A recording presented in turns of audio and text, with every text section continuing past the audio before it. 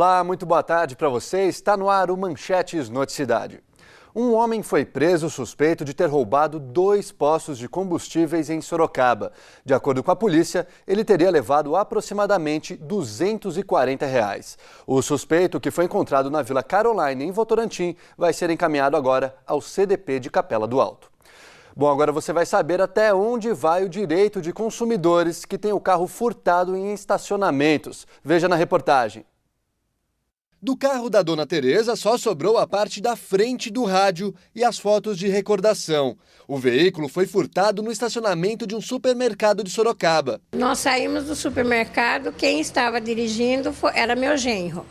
Quando nós saímos, ele viu que o carro não estava lá, de imediato eu falei, roubaram o meu carro. Além do valor real, considerado barato, pouco mais de R$ 8.000, o carro tinha também um valor sentimental. Afinal, já tinha o veículo há 20 anos. Eu fui a segunda dona dele. O primeiro dono ficou 1 mês com o carro. Depois eu já comprei e está comigo. Então era um carro que eu realmente conservava. O mercado assumiu. É o responsável pela segurança do carro e vai pagar. Entretanto, está difícil de receber esse dinheiro. Todos os documentos foram enviados e assim mesmo ele continua pedindo coisas. Cada hora ele pede uma coisa e sempre está sendo entregue.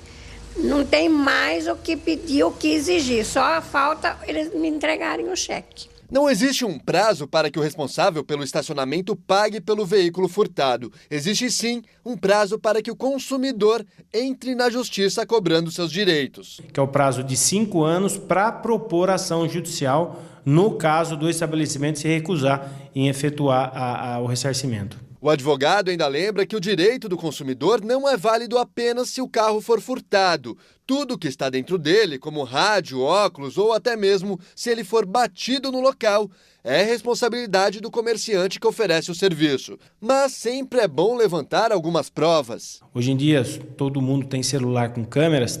Providenciar as fotos, eventualmente o vidro quebrado, foto dos estilhaços no chão, ter documento de como o veículo estava quando o consumidor chegou no local. Outro detalhe interessante é que para ter esse direito, não é necessário que o consumidor pare em estacionamentos fechados, com cancelas ou pagos. Podem ser abertos, como esse, e de graça. Ah, outro detalhe, o cliente não precisa ter consumido no comércio visitado. O consumidor, ao estacionar o veículo e se direcionar ao estabelecimento, por exemplo, para fazer uma cotação de preço, ou foi ao estabelecimento e não encontrou o produto que lhe interessa, se equiparam ao consumidor no que diz respeito às indenizações e os prejuízos sofridos.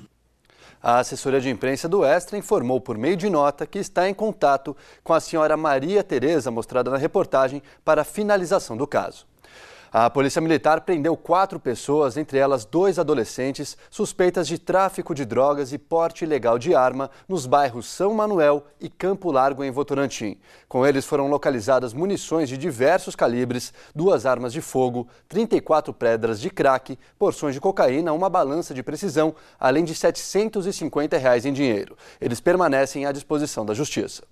E em Salto de Pirapora, um menor foi apreendido também com munição. De acordo com a Polícia Militar, ele estava com balas de calibre 38. O menor foi levado à delegacia e depois liberado aos pais. Ainda hoje, a unidade móvel do Poupa Tempo Rural beneficia agricultores de Iperó e região. E já no próximo bloco, a Associação Brasileira de Alzheimer promove palestra gratuita sobre a doença em Sorocaba. Todos os detalhes em instantes, a gente volta já. Quem precisou do transporte coletivo de Jundiaí e de outras 7 cidades da região sofreu essa manhã. Metade da frota dos ônibus está parada por conta da greve dos motoristas. A categoria pede 17% de aumento, mas por enquanto as empresas oferecem 9%. A repórter Evelyn Silva, que está em Jundiaí por telefone, traz as últimas informações. Até agora já são quase 3.000 motoristas de ônibus paralisados. Cerca de 200.000 pessoas que utilizam diariamente o transporte coletivo da cidade teve o dia prejudicado. A lei exige que pelo menos 50% da frota dos coletivos continue nas ruas para atender a população, o que, segundo o sindicato da categoria, está sendo cumprido. Por enquanto, a única ocorrência registrada foi de um ônibus apedrejado no bairro Colônia. Segundo a Guarda Municipal, os suspeitos estavam em uma motocicleta. Evelyn Silva, de Jundiaí, para o Manchetes Noticidade. Hoje a Abras, a Associação Brasileira de Alzheimer, promove em Sorocaba uma palestra aberta para a população sobre a doença, tudo de graça. Andréa Trevisan tem mais informações. O objetivo da palestra é orientar principalmente em relação ao tratamento contra a doença. Sobre o assunto eu converso agora com Érica Rodrigues Neto, que é coordenadora geral da Abras. Quais são os sintomas da doença? Andréa, o principal sintoma da doença é o esquecimento das coisas do dia a dia. Não o esquecimento de coisas tardias da infância, mas o esquecimento da atualidade. É possível ter o diagnóstico já no início? Hoje em dia já é possível, sendo assim tratado por bons médicos, bons profissionais e que estejam habituados com a doença. É importante a gente observar se um parente ou um amigo, alguém próximo da gente já tem os sintomas para a gente auxiliar de alguma maneira? Olha, é sempre importante porque o número de portadores está aumentando dia a dia. E como os sintomas e os sinais são bem delicados e são bem discretos, então é importante que a gente esteja bem atento e informado, porque as pessoas informadas vão ter mais condições e subsídios para estar percebendo o que está acontecendo com os seus familiares. Em relação a isso que a associação trabalha? Isso, nós damos todos os esclarecimentos quanto aos cuidados no dia a dia, damos informações científicas para os familiares, ajudamos na parte emocional, porque nós contamos com muitos amigos profissionais, assim, de renome aqui na cidade, que nos auxiliam gratuitamente, né, e estão sempre dispostos a estar auxiliando a população. Ninguém pode perder a palestra de logo mais. Não. Hoje nós vamos falar sobre arte-terapia na doença de Alzheimer. Só que a arte-terapia também auxilia em muitas outras doenças, não só na doença de Alzheimer. Então, qualquer pessoa pode estar se beneficiando da arte-terapia e dos conhecimentos que a gente vai passar lá hoje à noite. Ok, obrigada. A palestra é de graça e todos estão convidados. O endereço é na Rua Santa Clara, 162, no centro de Sorocaba, às 7 horas da noite. Ninguém paga nada para participar. Já são 6 casos confirmados de mortes por H1N1 na região. 1 em Pilar do Sul, Tatuí, Sorocaba e 3 em Jundiaí. O último registro foi há 2 dias. Já é o 3º registro de morte na cidade, o que preocupa. Os sintomas da gripe H1N1 são os mesmos da gripe comum no começo da doença, mas o paciente deve ficar atento à evolução. Os sintomas da influenza, tanto H1N1 como a influenza sazonal, né, que é a gripe comum, que a gente costuma, que a população costuma chamar, começam com febre, tosse, dor de garganta. A paciente de 56 anos já estava com o diagnóstico confirmado de H1N1. Ela era obesa, portanto fazia parte do grupo de risco. A Secretaria da Saúde prorrogou o prazo para vacinação contra a gripe em todo o estado. Em Jundiaí, 75% da população que faz parte do grupo de risco já foi imunizada. Seu Wilson veio tomar a vacina depois da prorrogação. Nos dias da campanha eu estava muito gripado e eu não quis tomar, né? Além da vacina, a prevenção por meio da higiene auxilia no combate. Uma pessoa com gripe, ela pode espirrar, né, levar as mãos à boca, depois ela coloca essas mãos que estão contaminadas com o vírus nos objetos, por exemplo, no corrimão, numa cadeira, num banco, e aí a outra pessoa que vem, coloca a mão também naquele lugar e leva a boca aos olhos, ela leva o vírus para ela também. E nesta segunda-feira, Sorocaba registrou mais um caso suspeito de gripe H1N1. Em Jundiaí também foi confirmado mais um caso da gripe A. O paciente foi encaminhado para um hospital em Campinas. Agora pela manhã, a Prefeitura de Jundiaí prorrogou novamente a campanha de vacinação até o dia 29. A vacina é distribuída nas UBSs da cidade das 8 da manhã até às 5 horas da tarde. A terça-feira é um pouco mais quente, com possibilidade de chuva agora à tarde e à noite. Em Sorocaba, a máxima chega aos 26 graus. Veja como fica o tempo em outras cidades da região.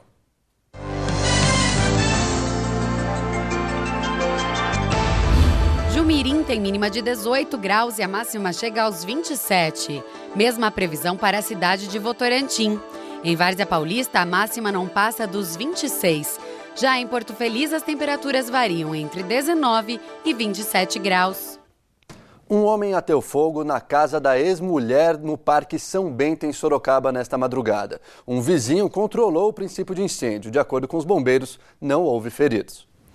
E por conta de um outro princípio de incêndio em uma indústria química de Itupeva, funcionários tiveram que deixar o prédio. O fogo teria começado em uma caldeira. Os bombeiros foram acionados e conseguiram controlar o fogo. A empresa, que fica no bairro da Mina, já retomou as atividades. Ninguém ficou ferido.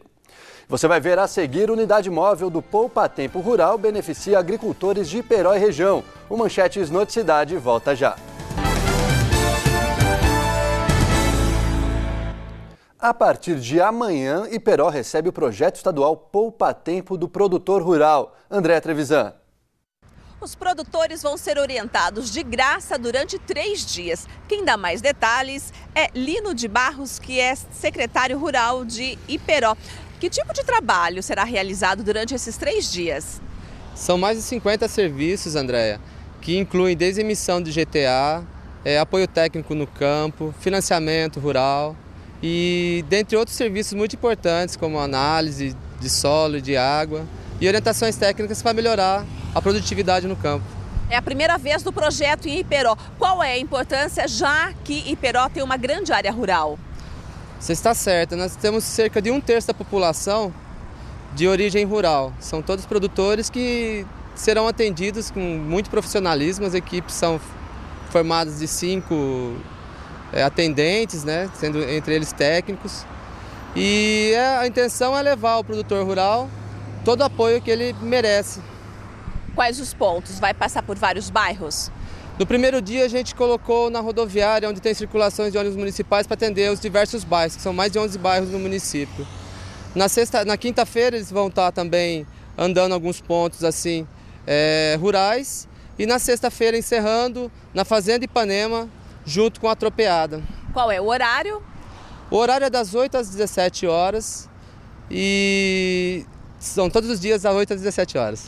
Ok, obrigada pelas informações. Outras informações na Casa da Agricultura, na rua Pedro Rezende de Almeida, número 25, no Jardim Joselli.